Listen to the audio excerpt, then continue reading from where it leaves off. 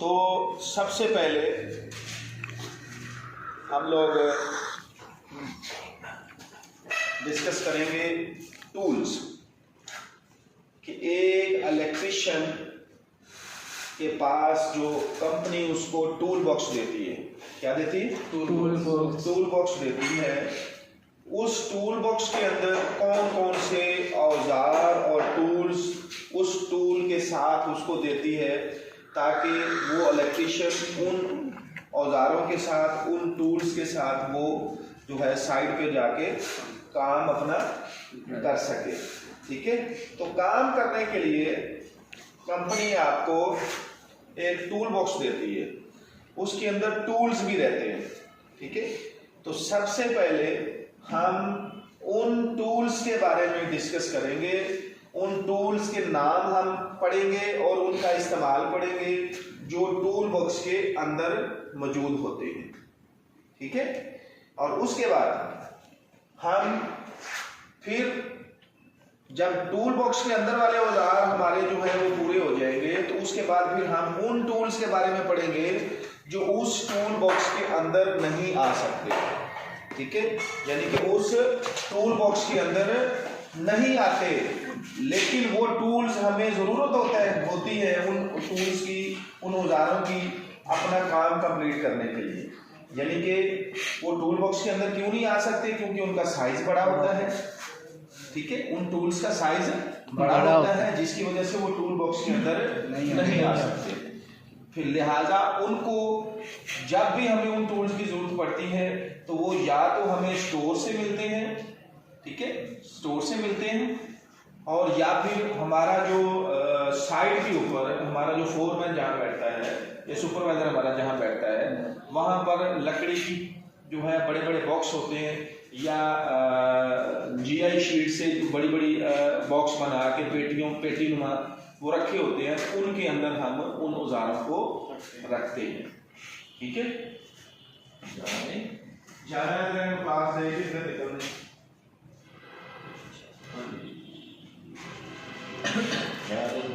बच्चे हैं उनके मानो क्या होता है,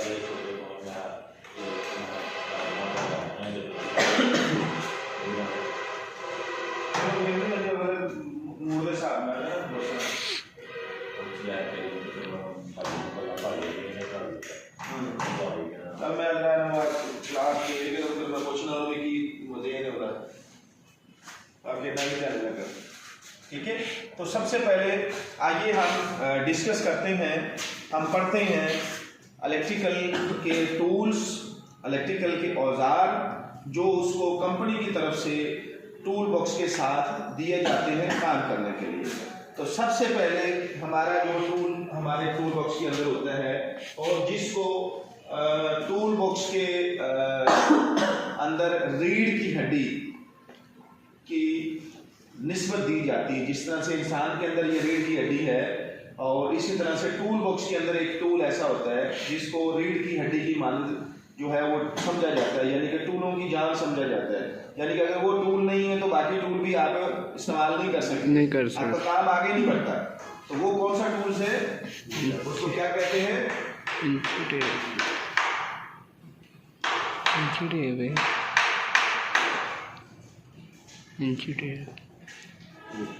मेजरिंग टेप, ठीक है, या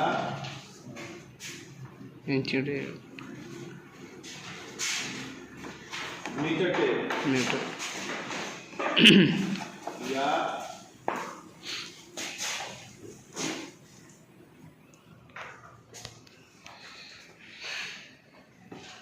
इंची टेप। यानी कि इंची टेप भी इसको कहते हैं, मीटर टेप भी कहते हैं, और इंग्लिश में मेजरिंग टेप भी कहते हैं। ठीक है, यानी कि इंग्लिश के अंदर इसको मेजरिंग टेप, मेजरमेंट टेप, और उर्दू के अंदर इसको मीटर टेप और इंची टेप हम कहते हैं। और जो भी बंदा जिस तरह का काम इससे लेता है, जैसे कि दर्जी है, टेलर है, तो वो इसको फीता कहता है। तो हर बंदे ने अपना नाम रखा हुआ है। जो बंदा इंचों में पैमाइश करता है वो इसको इंची टेप कहता है, और जो बंदा मीटर टेप में से पैमाइश करता है, मीटरों में करता है, वो इसको मीटर टेप कहता है। ठीक है, तो अब ये है हमारा वो पहला टूल्स जो हमारे टूल बॉक्स की जान होता है और जिसको हम अपने इंसानी रीढ़ की हड्डी की मिसाल के साथ समझाते हैं कि जिस तरह इंसान की रीढ़ की हड्डी का दारोमदार इंसान की बॉडी के साथ है, यानी कि रीढ़ की हड्डी अगर ये हमारी फ्रैक्चर हो जाती है तो इंसान उठने बैठने के काबिल नहीं रहता। ठीक है, तो इसी तरह से अगर ये टूल बॉक्स आपके टूल बॉक्स के अंदर नहीं है तो आप भी किसी काम के नहीं रहते। वो टूल बॉक्स आपका किसी काम का नहीं, क्योंकि कोई भी काम स्टार्ट आपने करना है तो उसकी स्टार्ट करने के लिए, उसकी फरमाइश निकालने के लिए आपको मीटर टेप की ही ज़रूरत पड़ती है। ठीक है, क्योंकि ड्राइंग आपके पास है, ड्राइंग आप तब ही रीड कर सकते हैं जब आपके पास स्केल यानी कि मीटर टेप मौजूद है। मीटर टेप से फरमाइश देखेंगे तब ही आप साइड पे जाके उस फरमाइश को निकाल के निशान लगा के उसकी मार्किंग करके तो अपना काम आगे बढ़ा सकते हैं, वरना काम स्टार्ट आप कर ही नहीं सकते। ठीक है, तो ये है मीटर टेप। ठीक है, तो मीटर टेप का जो इस्तेमाल है उसको गौर कर लें कि मीटर टेप का इस्तेमाल मैं ज़ुबानी बता रहा हूँ आपको। ठीक है, तो आप लोग लिख लें कि मीटर टेप का इस्तेमाल कहाँ पे होता है। किसी भी चीज़ या किसी भी शय का हुजम, लंबाई, ऊंचाई, चौड़ाई या साइज, किसी भी किस्म का साइज को मापने के लिए, को फरमाइश करने के लिए, जो चेक करने के लिए हमें किस चीज की जरूरत पड़ती है? मेजरिंग टेप, मीटर टेप, इंची टेप। एक टूल है लेकिन उसके नाम 2-3 हैं। इंग्लिश में मेजरिंग टेप, उर्दू में मीटर टेप, इंची टेप और फीता। ठीक है, तो इसकी हमें जरूरत पड़ती है। ओके जी, अब हम आते हैं दूसरे टूल की तरफ।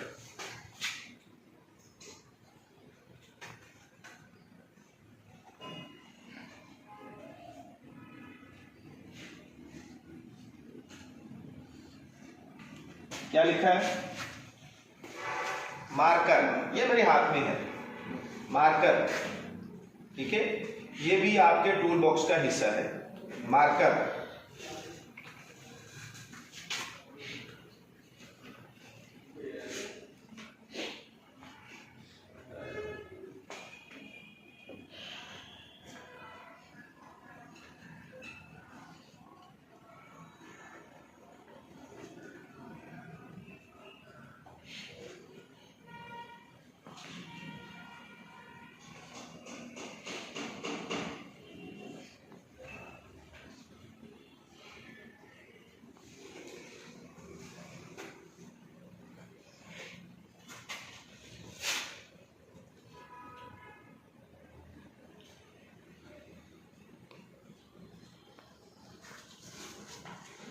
मार्कर, जैसा कि अब ये मार्कर अब मैं लिखने के लिए इस्तेमाल कर रहा हूं। ठीक है, लेकिन आप लोग इसको इस्तेमाल करेंगे अपनी मार्किंग करने के लिए। मार्किंग करने के लिए लफ्ज है मार्किंग। क्या लफ्ज है? मार्किंग।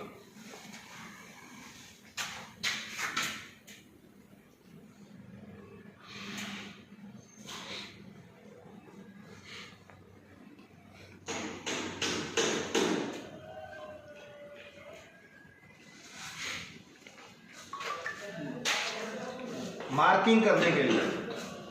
ठीक है, लफ्ज क्या है? मार्किंग करने के लिए। तो मार्किंग किस चीज की करते हैं आप? मार्किंग मिसाल के तौर पे आप केबल ट्रे लगा रहे हैं तो केबल ट्रे की मार्किंग करनी पड़ेगी आपको, उसकी सपोर्ट लगाने के लिए। तो सपोर्ट के लिए पहला टूल आपको मीटर टेप चाहिए, दूसरा टूल आपको मार्कर चाहिए। मीटर टेप से फरमाइश उठानी है और मार्कर से निशान लगाना है। ठीक है,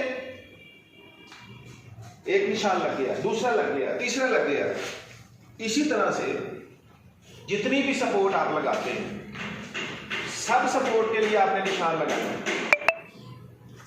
मिसाल के तौर पे आप पाइपलाइन लेके जा रहे हैं, आप कंड्यूटिंग कर रहे हैं, पीवीसी कंड्यूटिंग कर रहे हैं आप या जीआई कंड्यूटिंग कर रहे हैं, तो उसकी सपोर्ट लगाते हैं आप। ठीक है, उसकी सपोर्ट लगानी है आपने। मैं बात कर रहा हूं सीलिंग वाले एरिया की, जहां पे सीलिंग होनी है। अब जिस जगह पे सीलिंग होनी है उसके ऊपर जो आपने कंड्यूटिंग करनी है वो ओपन होगी आपकी। उसके लिए आपको झड़ी लगाने की जरूरत नहीं है, क्योंकि वो ऑलरेडी उसके नीचे सीलिंग है, वो तो सीलिंग के ऊपर चली जाएगी, सीलिंग के ऊपर जाके छुप जाना है उसने, तो इसलिए आपको झड़ी लगाने की, टाइम वेस्ट करने की जरूरत नहीं है। ठीक है, तो वहां पे ओपन वायरिंग आपकी होगी, तो वहां पे आप पीवीसी कंड्यूटिंग करते हैं या जीआई कंड्यूटिंग करते हैं, तो उसके लिए आपको उसकी जो सपोर्ट आपने लगानी है, जिसको हम सैडल बोलते हैं। क्या बोलते हैं? इलेक्ट्रिकल की थ्योरी के अंदर उसको सैडल बोला जाता है, PVC saddle, GI pipe saddle. ठीक है, तो सैडल जो होते हैं इस तरह का सैडल होता है, ठीक है, इस तरह का भी होता है, और इसके अलावा दूसरी एक शेप होती है, ठीक है, जिसकी दोनों साइडों पे स्क्रू होता है, तो वो भी एक सैडल है। तो वो सैडल लगाने के लिए मिसाल के तौर पे इस दीवार से वो दीवार तक आपने पाइप लेके जाना है, तो जितनी सपोर्ट आप बीच में लगाएंगे उतने सैडल लगाने पड़ेंगे।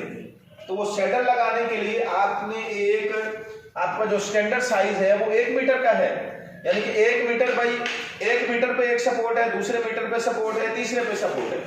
ठीक है, 1 मीटर है, ज्यादा से ज्यादा 1500 है, तो ये स्टैंडर्ड कुमाइशें हैं आपकी। तो कुमाइश मीटर से करनी है, निशान आपने मार्कर से लगाना है। तो ये हर एक टूल का इस्तेमाल आपको पता होना चाहिए। तो हम स्टार्ट कर रहे हैं मार्किंग से। मार्किंग में आपने मीटर आ गया आपका और मार्कर आ गया। ठीक है, तो तीसरे नंबर पे जो टूल आपको जरूरत पड़ेगी,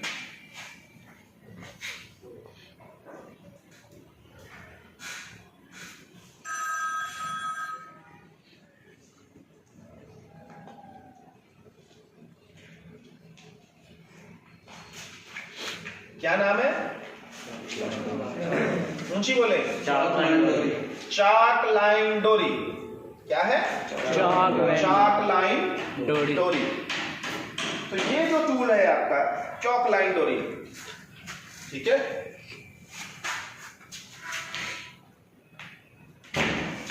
हमारे पास है इधर, इसको हम बाद में आपको दिखाएंगे भी, चॉक लाइन डोरी। बल्कि मैं साथ साथ में आपको मार्कर के बाद इस चाक लाइन डोरी का आपको इस्तेमाल करना पड़ेगा। अब क्या इस्तेमाल करना है, कैसे इस्तेमाल करना है, क्यों इस्तेमाल करना है, इसकी रीजन क्या है इसको इस्तेमाल करने की। देखने को आपको ये एक मामूली सा ऐसे दिख रहा है कि इसकी जरूरत नहीं है इस्तेमाल करने की, लेकिन इसको आपने इस्तेमाल करना है। ठीक है, ये देखिए, ये इसके अंदर रोप है, धागा है। ठीक है, क्या है इसके अंदर? धागा है, रोप है, और ये इसको क्लोज करने के लिए है। जिस तरह से जो बड़ा मीटर होता है आपका 100 फीट वाला, तो उसको क्लोज करने के लिए ये साइड पे आपका जो है वो आप बटन कह लें इसको। ठीक है, तो इसको ये क्लोज करने के लिए होता है। ये आप रास्ता देख रहे हैं, ये शटर है इसका, ये ओपन हो गया देखो, और ये बंद हो गया।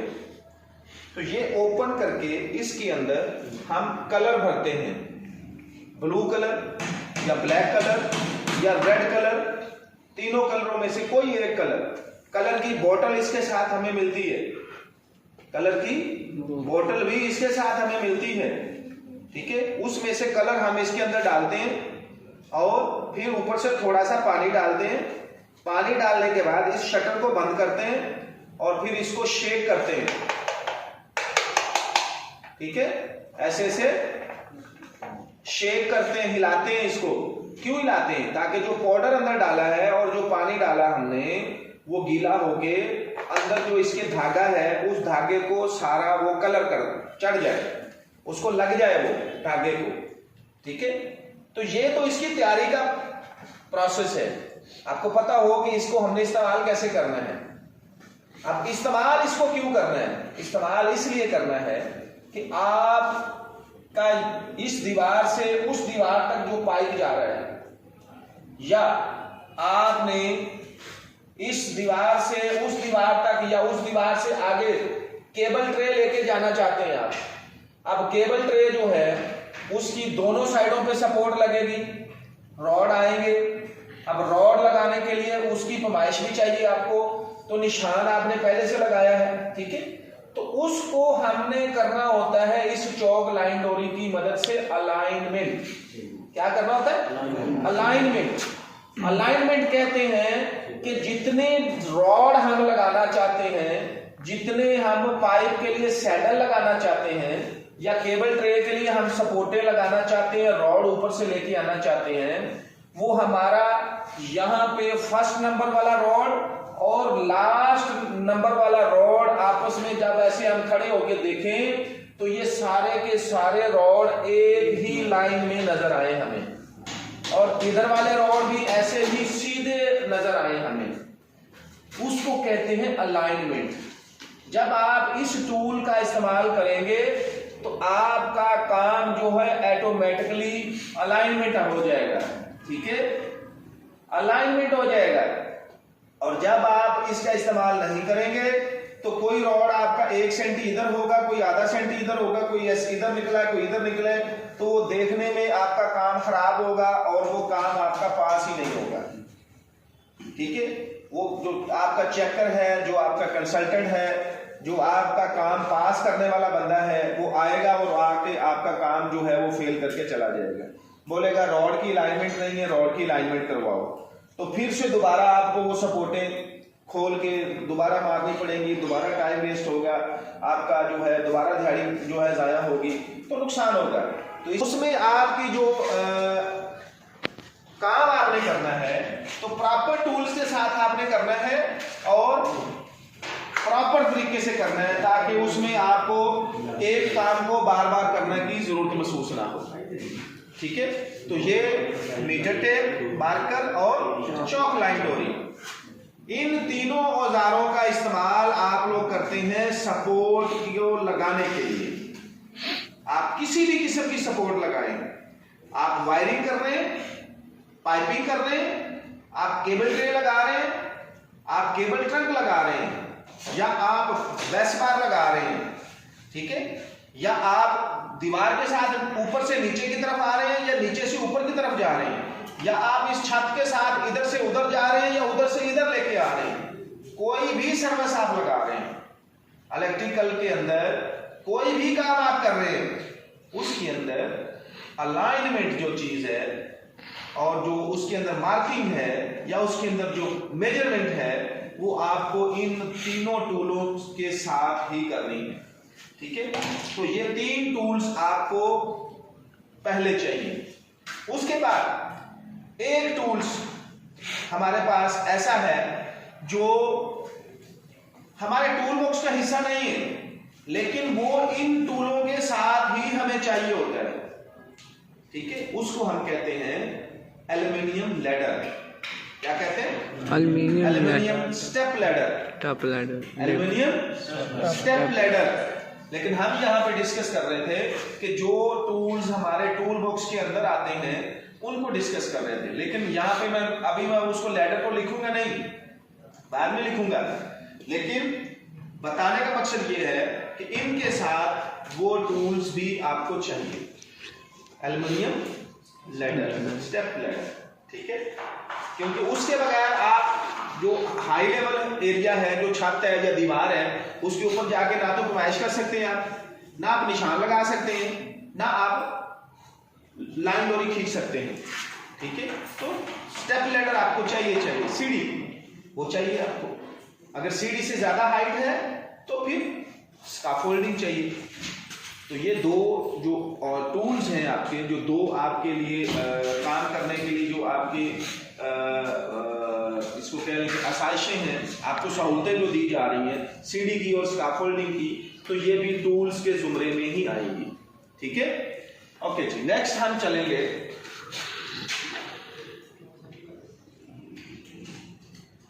Number 4।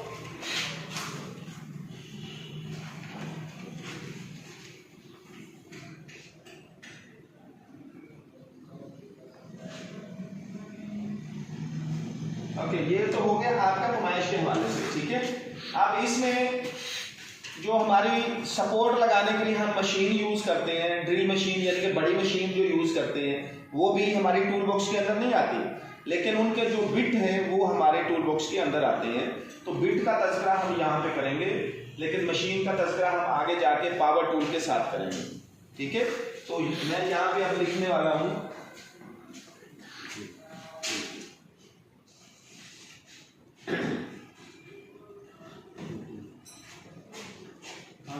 Hilti bit, Hilti bit, Hilti bit, ये वाला हिल्टी बिट होता है। ये जो आपके सामने लगा हुआ है इसको हिल्टी बिट कहते हैं। इसको क्या कहते हैं? Hilti bit. ये हिल्टी बिट है, ये ड्रिल बिट है। तो दोनों की ये जो पीछे वाला हिस्सा है इसमें फर्क है, आगे वाले मुंह के बनावट में फर्क है और सेंटर में भी फर्क है। ठीक है, अब इसकी बैक साइड देखें, इसका फ्रंट साइड देखें, इसका सेंटर देखें। ये और ये दोनों बिट यानी कि ड्रिल बिट और हिल्टी बिट दोनों ही डिफरेंट है, दोनों ही डिफरेंट है। डिफरेंट क्यों है? क्योंकि उनका काम डिफरेंट है, काम मुख्तलिफ है। हिल्टी बिट का काम ड्रिल बिट नहीं कर सकता और ड्रिल बिट का काम हिल्टी बिट नहीं कर सकता। ठीक है, तो इस्तेमाल इनका देख लें। मैं नीचे ड्रिल बिट भी लिख देता हूं।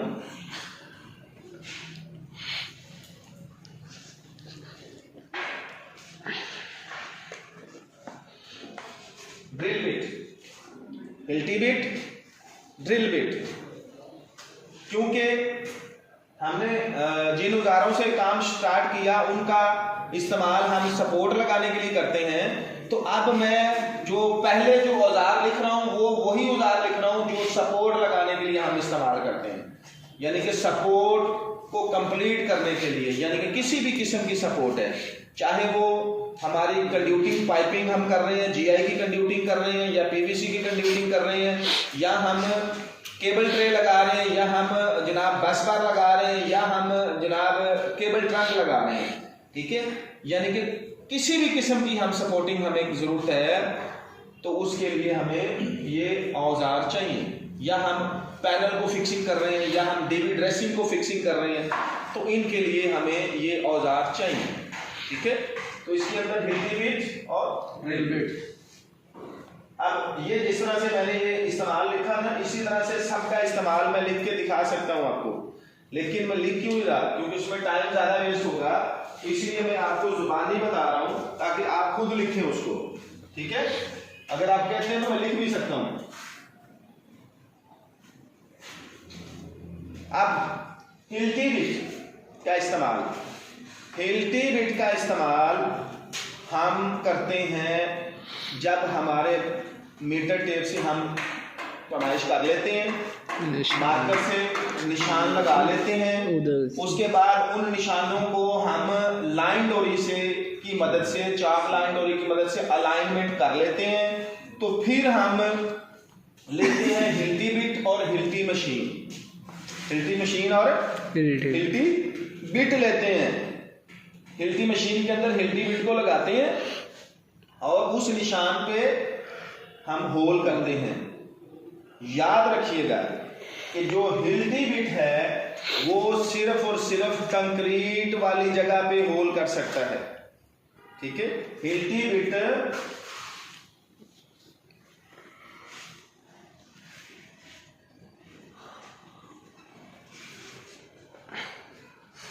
हिल्टी बिट की मदद से हम सिर्फ कंक्रीट वाली जगहों पर होल यानी सुराख कर सकते हैं। ठीक है, हिल्टी बिट की मदद से, हिल्टी मशीन की मदद से हम सिर्फ और सिर्फ कंक्रीट वाली जगहों पर होल यानी कि सुराख कर सकते हैं। मसलन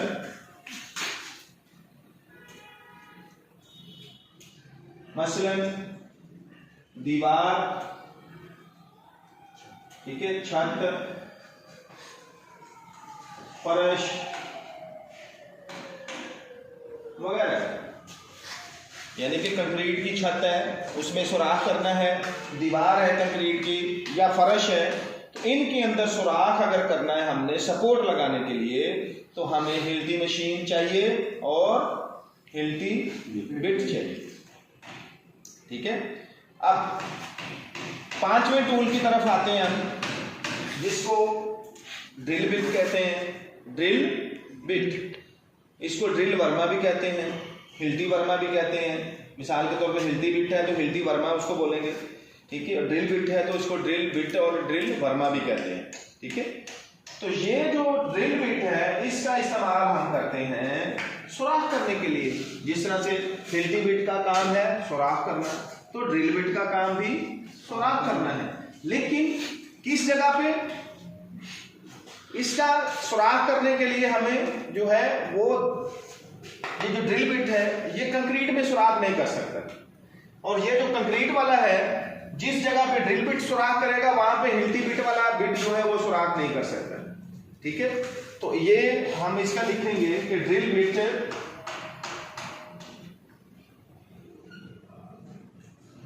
की मदद से हम लोहे, लकड़ी, प्लास्टिक वगैरह की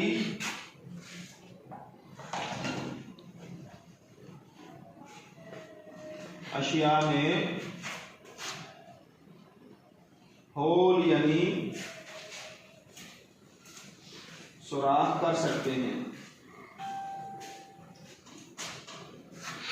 होल यानी कि सुराख हम कर सकते हैं किन किन जगहों पे? लोहे की चीजों में, लकड़ी की चीजों में और प्लास्टिक, ठीक है। लोहा, लकड़ी, प्लास्टिक, ये तीन किस्म का जो मटेरियल है उनके अंदर सुराख करने के लिए हम ड्रिल बिट के इस्तेमाल का और ड्रिल मशीन के इस्तेमाल का हम जो है इस्तेमाल कर सकते हैं, ठीक है। याद रखिएगा, शीशे के अंदर सुराख होता है लेकिन उसके लिए बिट अलग होता है। शीशे के अंदर सुराख किया जाता है ड्रिल मशीन की मदद से, लेकिन उसके लिए जो बिट होता है वो डायमंड बिट होता है, ठीक है। कौन सा बिट होता है? डायमंड बिट इस्तेमाल किया जाता है। ये वाला बिट नहीं होता जो लकड़ी और लोहे के अंदर सुराख करता है। लकड़ी और लोहे वाले के साथ आप सुराख करेंगे शीशे में तो शीशा टूट जाएगा, ठीक है। बात समझ आ गई जी? वो डायमंड बिट होता है, ठीक है। तो शीशे में पहली बात तो आपको सुराख करने की जरूरत नहीं है। अगर कहीं जरूरत पड़ती भी है साइड पे काम करते हुए, तो उसके लिए आपका जो फोरमैन है, सुपरवाइजर है, वो आपको बताएगा कि आपने यहाँ पे कैसे होल करना है, सेफ्टी का ख्याल रखना है पूरा। उसके बाद डायमंड बिट लगाना है, उसकी मदद से वो सुराख होगा, ठीक है। अब ये सुराख आप कर सकते हैं। अब इलेक्ट्रिशियन जो है वो किस चीज में सुराख करेगा? ड्रिल बिट मशीन की मदद से। देखिए, GI एंगल, GI एंगल में, ठीक है। DB बॉक्स की बॉडी, ये DB बॉक्स है, ठीक है। ये पीछे जो आपका DB बॉक्स है, SMDB है, MDB है, उसको लगाने के लिए उसकी बॉडी में सुराख करना है तो ड्रिल मशीन से करना पड़ेगा, ठीक है। उसके बाद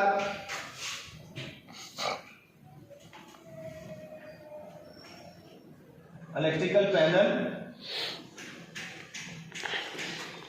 इस तरह के बड़े इलेक्ट्रिकल के पैनल होते हैं, उनके अंदर कोई सुराख करना है तो ड्रिल मशीन से करना पड़ेगा, ठीक है। और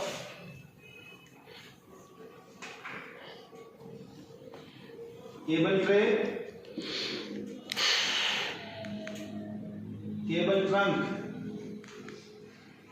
केबल ट्रे लगा रहे हैं, दो केबल ट्रेयों को आपस में जोड़ना है, ज्वाइंट लगाना है, ज्वाइंट स्ट्रिप लगानी है, तो सुराख करना है किससे, ड्रिल मशीन से, ड्रिल बिट से। केबल ट्रंक है, 2 केबल ट्रेयों को आपस में जोड़ते हैं, उसके साथ उसकी फिटिंग जोड़ते हैं, 90 डिग्री है, टी है, एल्बो है, ऑफसेट है, कुछ भी पार्ट उसका लगाते हैं तो ड्रिल मशीन और उसके बिट का इस्तेमाल करना है। ठीक है, तो ये आपके हो गए यहाँ पे 5 अदर टूल्स। अभी टूल्स शुरू नहीं हुए, ठीक है, अभी टूल्स, मेन टूल्स बाकी हैं इलेक्ट्रिशियन के। ये तो सिर्फ सपोर्ट लगाने के लिए जो टूल्स आप इस्तेमाल करते हैं वो आपको मैंने लिखवाए हैं। ठीक है, अभी इनमें सपोर्ट लगाने के लिए जैसा कि मैंने आपको बताया, ये वो टूल्स हैं जो आपके टूल बॉक्स के अंदर आप सेव कर सकते हैं। इनके अलावा जो टूल बॉक्स के अंदर आप नहीं रख सकते, ठीक है, सपोर्ट लगाने के लिए वो 3 अलग टूल और हैं। एक स्टेप लैडर एल्युमिनियम की, एक स्काफोल्डिंग एल्युमिनियम की और एक लीड वायर, क्या एक्सटेंशन लीड वायर। ये 3 टूल्स हैं जो आप टूल बॉक्स के अंदर नहीं रख सकते, लेकिन आपको सपोर्ट लगाने के लिए चाहिए। ठीक है, ओके। इसके बाद नंबर 6,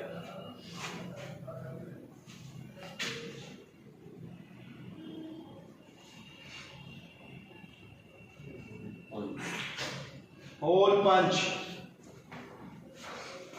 नंबर 6 पे क्या है, होल पंच। ये भी वो टूल है जो आपको सपोर्ट लगाने के लिए चाहिए। ठीक है, सपोर्ट लगाने के मरहले को कंप्लीट करने के लिए जो 6 नंबर का आपको टूल चाहिए वो कौन सा है, होल पंच।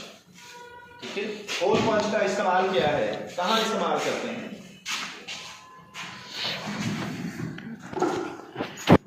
होल पंच का इस्तेमाल यूनिफिक्स को पंच करने के लिए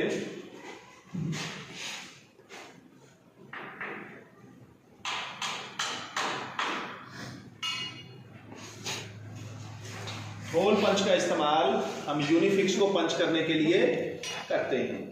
यूनिफिक्स क्या है, यूनिफिक्स एक मटेरियल है जो आप जब सुराख करते हैं छत के अंदर हिल्टी बिट लगा के, हिल्टी मशीन के साथ, तो इस तरह का यूनिफिक्स होता है, हमारे पास है यहाँ पे, हम आपको दिखाएंगे बाद में। तो वो यूनिफिक्स आप छत के अंदर लगाते हैं, छत के अंदर दाखिल करते हैं, फिर इस तरह से होल पंच लेते हैं, इसको ऐसे रखते हैं यहाँ पे, इसके अंदर चला जाता है ये बारीक वाला मुंह इसका, और नीचे से आप हथौड़ी की मदद से, लोहे की हथौड़ी की मदद से, लोहे के हैमर की मदद से आप उसको हिट करते हैं, नीचे से मारते हैं, नीचे से चोट लगाते हैं। ठीक है, तो वो चोट लगाने पे इसके अंदर जो गोली होती है वो गोली ऊपर की तरफ जाती है, फिर ऊपर भागती है, ऊपर सफर करती है। तो ऊपर जब सफर करती है तो ऊपर से यूनिफिक्स का मुंह जो है ऐसे खुलता है चारों साइड पे। ठीक है, ऊपर से मुंह इस तरह से खुलता है और वो कंक्रीट, बाहर कंक्रीट होती है, अंदर गोली होती है, यूनिफिक्स फिर अंदर उसके पकड़ हो जाता है, यानी कि कंक्रीट और गोली दोनों में वो यूनिफिक्स फंस के रह जाता है, फंस जाता है, जिसकी वजह से उसकी पकड़ मजबूत हो जाती है। तो उस अमल को कहते हैं यूनिफिक्स को पंच करना। तो 7वें नंबर पे आपका जो टूल है वो है आयरन हैमर। ठीक है,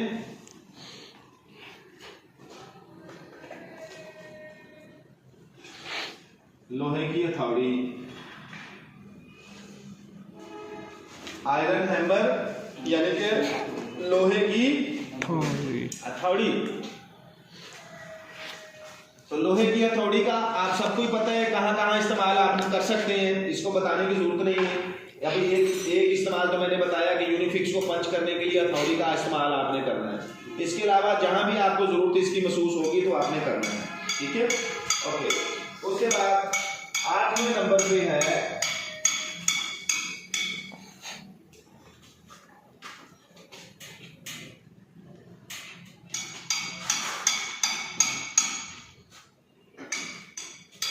8वें नंबर पे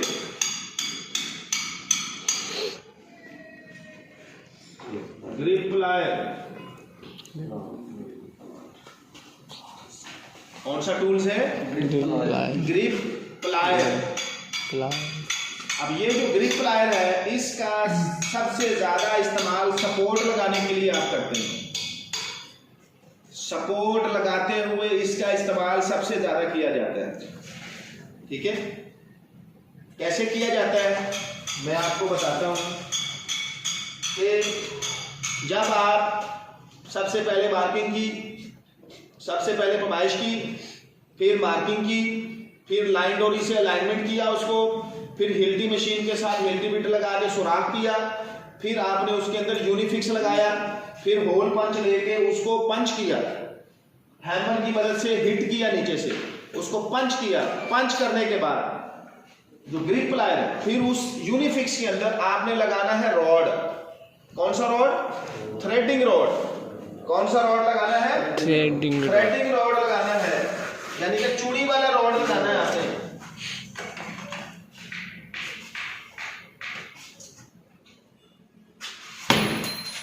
ये वाला रॉड, ठीक है, ये रॉड है, ये यूनिफिक्स है और ये इसके नीचे नट है। नजर आ रहा है? अब इसकी जो शक्ल है यूनिफिक्स की वो ये देखें कि नीचे से ये अंदर चूड़ी है और ऊपर से ये 4 हिस्सों में है। ऊपर से 4 हिस्सों में। जब गोली ऊपर की तरफ भागती है तो ये चारों मुंह ऐसे खुलते हैं, ये ऐसे 4 मुंह ऐसे खुलेंगे ऊपर से। ठीक है, तो ऐसे खुलेंगे तो ये पकड़ अंदर मजबूत होती है। जब पकड़ इसकी मजबूत होगी तो फिर ये नीचे वजन उठाएगा। अगर इसको पंच नहीं करते आप अच्छे से और ऐसे ही राड लगा देते हैं तो ये वजन नहीं उठाएगा यूनिफिक्स। ये इसके ऊपर आप थोड़ा सा वजन डालेंगे तो बाहर आ जाएगा, आपकी सपोर्ट नीचे आ जाएगी। तो इसलिए ये यूनिफिक्स और ये रॉड, ये नट लगाने के बाद आप हाथ से इसको टाइट करते हैं। ये यूनिफिक्स पूरा छत के अंदर होता है और ये जो नट है आपका, इसको आपने लूज रखना है थोड़ा। ठीक है, नीचे लूज रखना है। कितना लूज रखना है? यानी कि जैसे ये एक सिरा है, यहां से आपने 6 सेंटी 7 सेंटी इसको चढ़ा लेना है नट को। उसके बाद इस रॉड को आपने यूनिफिक्स के अंदर टाइट करना है और ये नट जो है इसके साथ टच नहीं होना चाहिए, छत के साथ टच नहीं होना चाहिए। जब तक आप इस रॉड को हाथ से पहले टाइट करें जितना कर सकते हैं।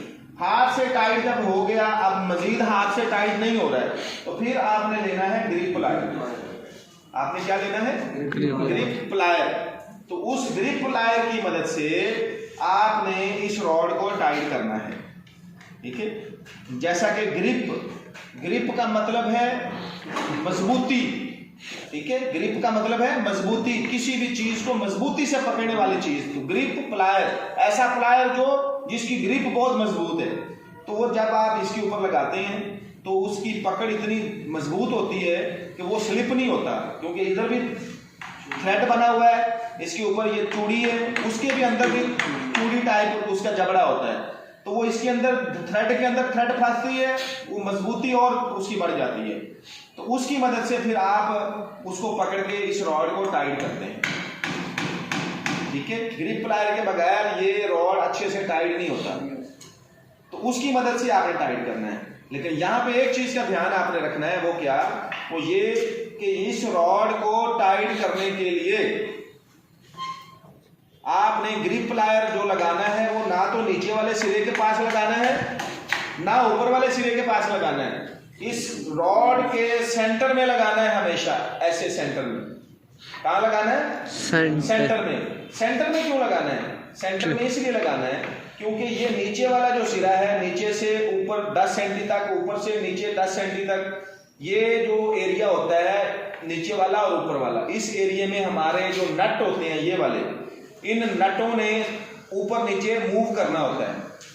ठीक है, ऊपर नीचे मूव करना होता है। अगर ग्रिप प्लायर जहां पे लगता है रॉड के ऊपर, वहां पे थ्रेड खराब हो जाता है, चूड़ी खत्म हो जाती है, चूड़ी खराब हो जाती है। ठीक है, तो इस वजह से सेंटर में हमेशा उसको लगाना है आपने, ताकि यहां से अगर चूड़ी इसकी खराब हो भी गई तो हमें कोई फर्क नहीं पड़ता, क्योंकि यहां से हमने नीचे से नट लगा के ऊपर नहीं लेके जाना, या ऊपर से नीचे नट लेके नहीं आना हमने। बात समझ आ रही? तो इसलिए कभी भी ग्रिप प्लायर आप लगाते हैं रॉड को टाइट करने के लिए तो सेंटर में लगाना है, नीचे वाले सिरे पे या ऊपर वाले सिरे पे नहीं लगाना। ठीक है जी।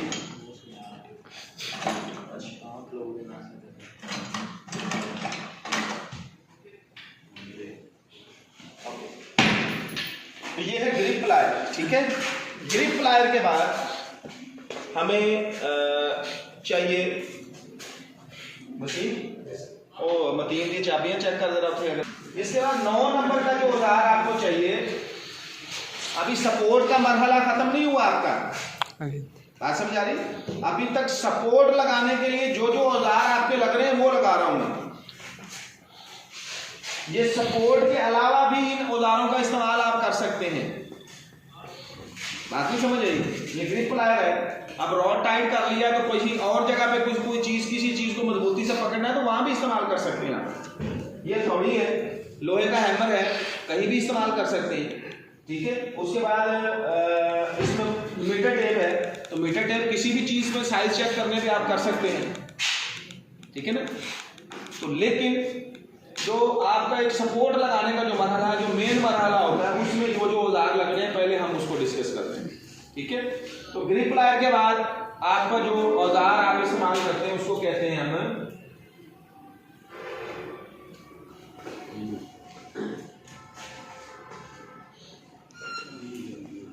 स्पाइनर सेट। क्या कहते हैं? स्पाइनर सेट। समझाओ मैं, स्पाइनर सेट। स्पाइनर सेट क्या होता है? स्पाइनर सेट जिसको हम उर्दू में पंजाबी में कहते हैं चाबी पाने। क्या कहते हैं हम? चाबी पाने। तो बाहर इसी चाबी पानों को कहते हैं स्पाइनर सेट। इन्हीं को क्या कहते हैं? स्पाइनर सेट कहते हैं। ठीक है, अब स्पाइनर सेट 2-3 किस्म की हम इस्तेमाल करते हैं, जिनमें नंबर 1 ओपन स्पाइनर सेट, उसके बाद ring स्पाइनर set,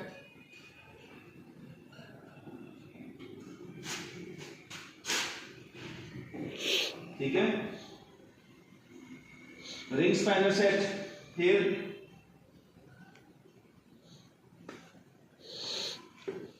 combination स्पाइनर set,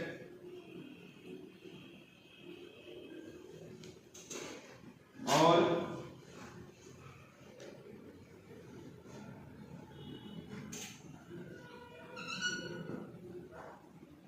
रेचर्ड।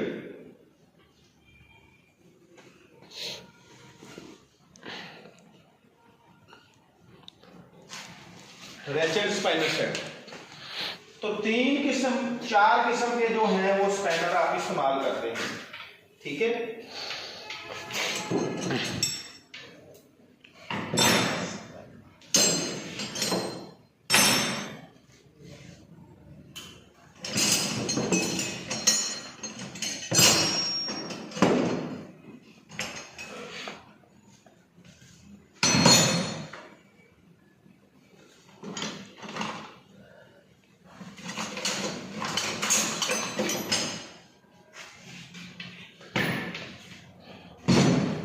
Okay. सबसे पहले हमने लिखा हुआ है ओपन स्पाइनर सेट। ओपन स्पाइनर सेट जो इस तरह का स्पाइनर होता है जिसका मुंह इधर से भी ओपन है इधर से भी ओपन है, उसको कहते हैं open स्पाइनर set. Open स्पाइनर।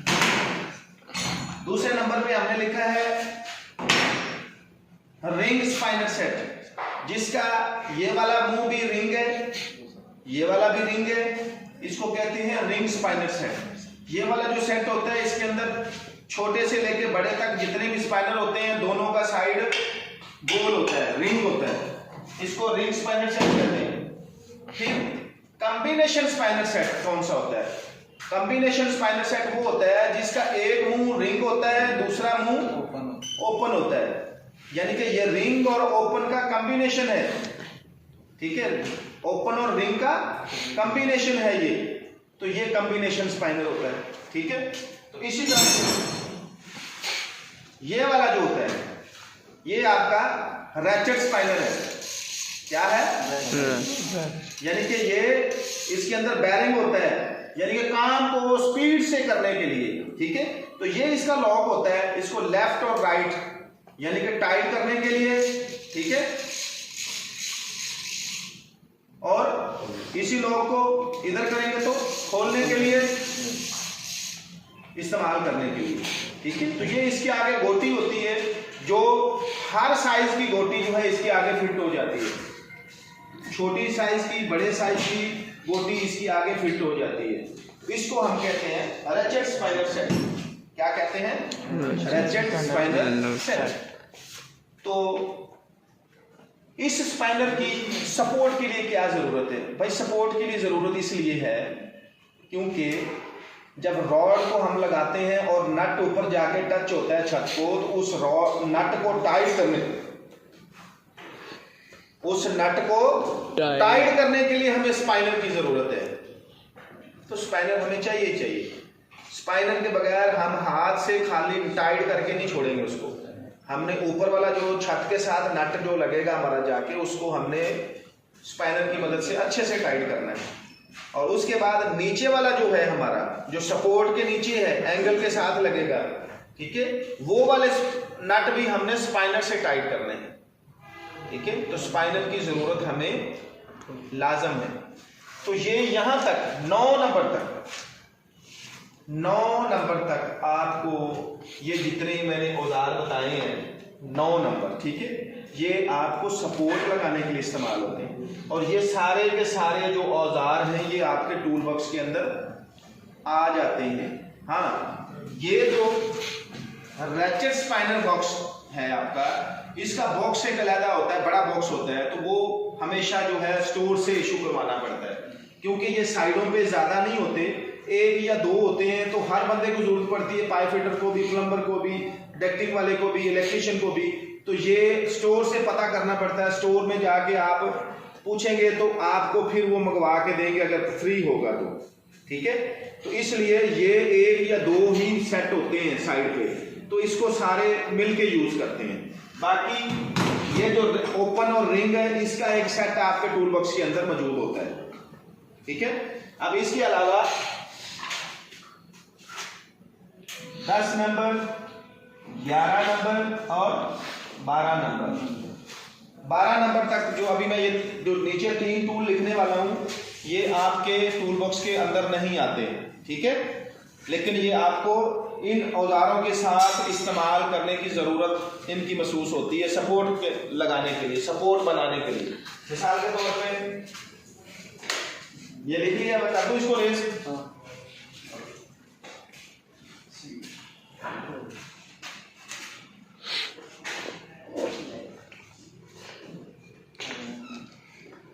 Aluminium step ladder, ठीक है, ये आपकी 8 स्टेप की होती है। ठीक है, उसके बाद 10 स्टेप की भी होती है।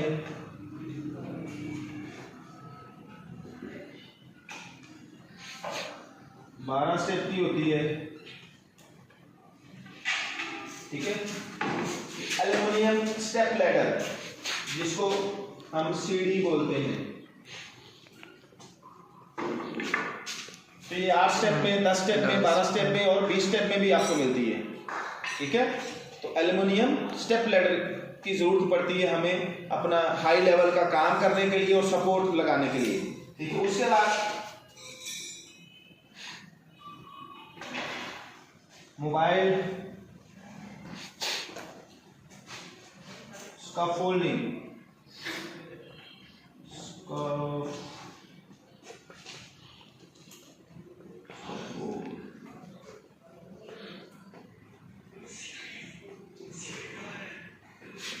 मोबाइल स्कैफोल्डिंग, ये भी एल्युमिनियम की होती है। ठीक है, और एक फिक्स स्कैफोल्डिंग होती है, जो बाहर लोहे के पाइप होते हैं उनसे बनाई जाती है, वो फिक्स होती है। मोबाइल स्कैफोल्डिंग एल्युमिनियम की होती है, जिसको आप यहाँ पे बनाया आपने, काम यहाँ पे खत्म हुआ, लॉक खोल के आगे लेके चले गए, उसको व्हील लगे होते हैं उसके नीचे, उसको मोबाइल स्कैफोल्डिंग कहते हैं। और जो फिक्स स्कैफोल्डिंग होती है, यहाँ पे काम खत्म हुआ तो यहाँ से पूरी डिसमेंटल करके आगे ले जानी पड़ेगी। लेकिन मोबाइल स्कैफोल्डिंग में क्या होता है कि यहाँ पे काम खत्म हुआ है तो आप उसको धक्का मार के आगे भी लेके जा सकते हैं। तो वो मोबाइल वाली जो होती है वो होती है एल्युमिनियम की, ठीक है। और जो फिक्स होती है वो लोहे के हैवी पाइप से बनी होती है, तो वो फिक्स होता है, प्लेटफॉर्म बना होता है, ठीक है। उसके बाद आती है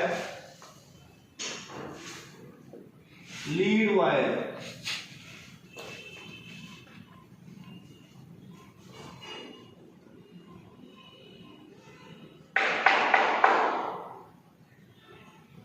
extension lead wire,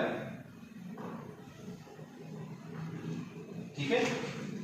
extension lead wire, extension lead wire क्या होती है?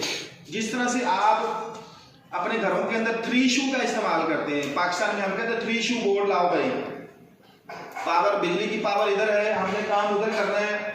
अभी हमारी मिक्सी मशीन की जो वायर है वो छोटी है, वो यहाँ तक नहीं पहुंच रही, तो हमें जरूरत है किस चीज की? Extension lead wire. पाकिस्तान के अंदर बोर्ड इस्तेमाल होता है इस तरह का बोर्ड या इस तरह का बोर्ड आप इस्तेमाल करते हैं एक्सटेंशन लीड बनाने के लिए।